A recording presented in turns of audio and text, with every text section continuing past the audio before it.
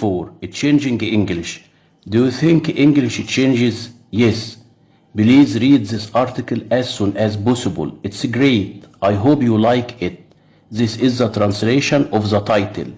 In text messages, abbreviations, emojis, and numbers are all used to make communication quicker.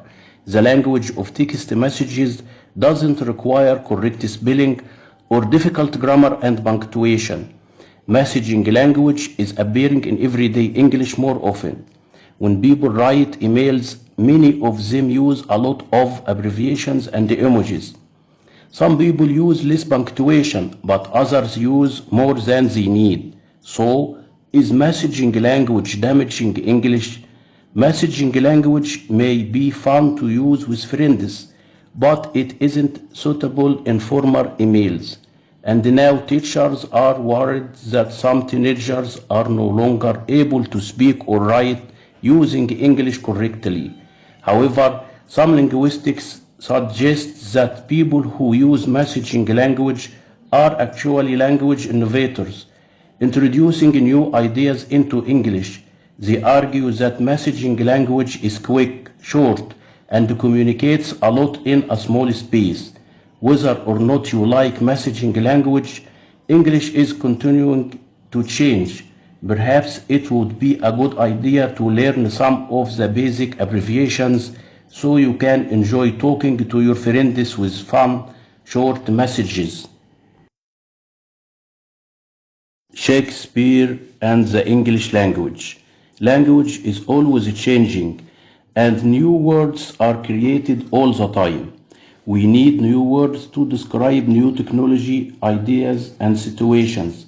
For example, before people took photos of themselves on their phones, we didn't need a word for that.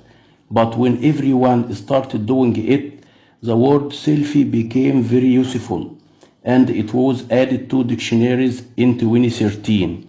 Many famous dictionaries add new words every year, and sometimes they remove words and phrases that we don't use anymore.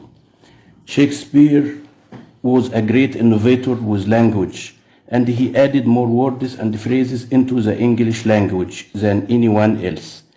He made new words by changing verbs into adjectives, changing nouns into verbs, and connecting words to make new words. He also added prefixes and suffixes. For example, he created uncomfortable from comfortable. Today, the language that Shakespeare used can sound difficult, but he was writing in a way that made his stories easy for people to understand at that time. Like messaging language, Shakespeare made new words from other words that everyone already knew.